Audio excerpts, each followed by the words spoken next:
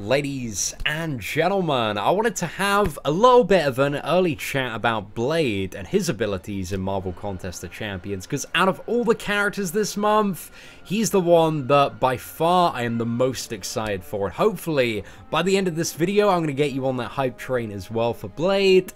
Again, in regards to going for this guy as a 5-star, we don't know exactly how good any character is going to be until their release, but Blade is looking really, really promising. I've done some calculations on the percentage of his abilities and kind of worked out where the character is going to be at with the Deep Wounds Mastery, because I think if you want to play Blade to a really good level and make this character overpowered, he's going to need the Deep Wounds Mastery. I think that's going to be very, very important. And we'll explain a little bit about why that mastery is so incredibly crucial to this character as we go along. But anyway, to start off with Blade, the first thing that he has is Awakened ability. Absolutely bonkers in my opinion. It's called Vampiric Immortality. So when below 70% health, Blade's healing factor allows him to recover. Now this is 5% of his health at the cost of 30% of a single bar of power per second. So it's a little bit tricky to understand the wording on this, but this is from a 5-star dupe level 100, so it can go even higher, maybe up to about 7% per second, and as you increase the dupe ability level, the cost also goes down in terms of power.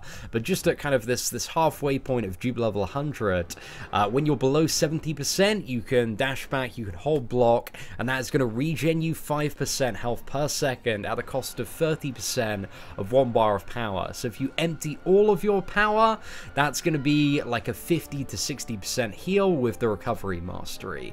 And you can just keep on doing that again and again and again. So that seems absolutely friggin' bonkers. That's the first place to start. And also remember, just in terms of these values, that the attack on master mode is modified by 100% attack and health.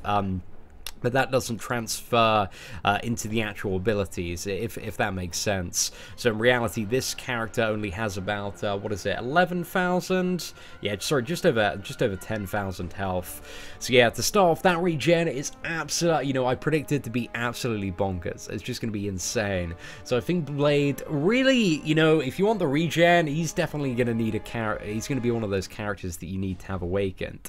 Now, the next thing is for every stack of bleed he has on the opponent, he generates 7% of a bar of power per second.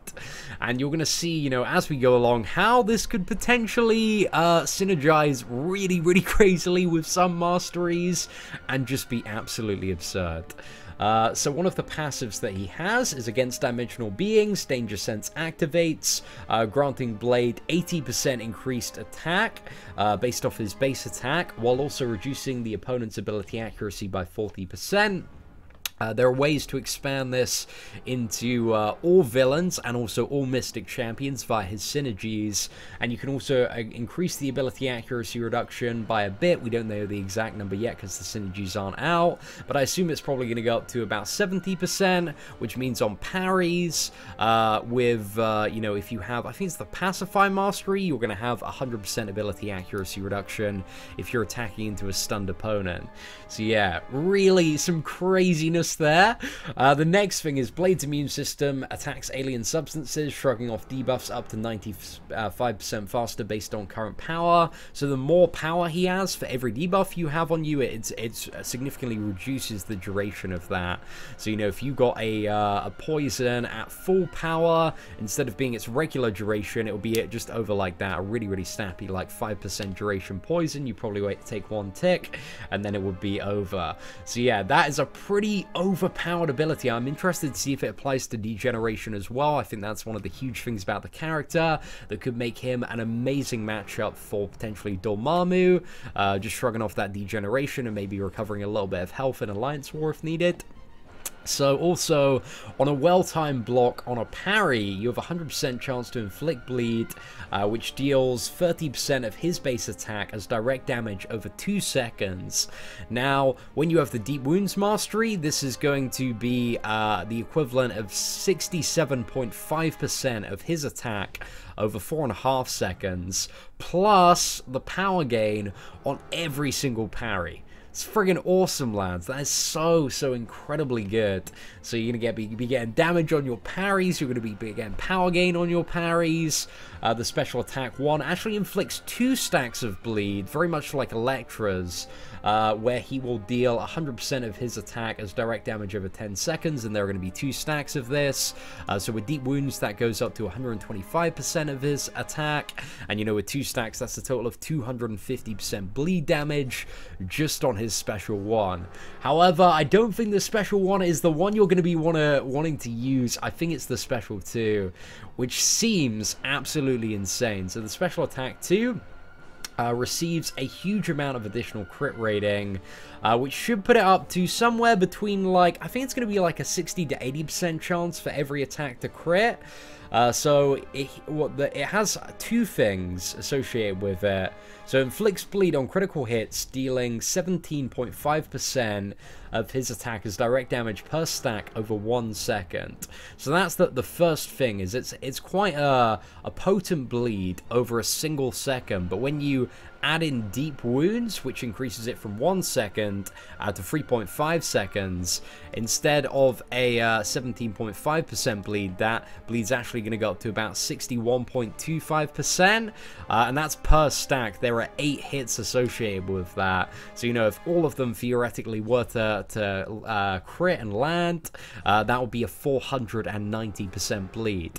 And alongside that, you have the power tick in from the nearby bleeding opponents of 7% of a bar of power, and if that's got 8 stacks, you're going to go up so quickly. And also for what is it, every bleed inflicted, you will also instantly generate 8% of a bar of power. So if you get the ideal scenario where you get really lucky, you're going to do a special attack 2, and then it's going to be another round of combo, then a special attack 2. So it just seems, this character, he seems so insane with the Deep Wound synergy, like such a huge benefit from it.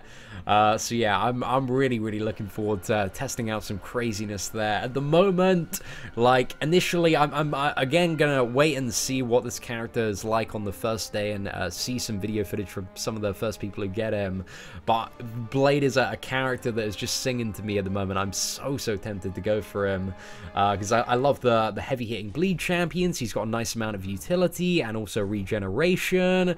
So yeah, a lot about this character is really floating my boat at the moment.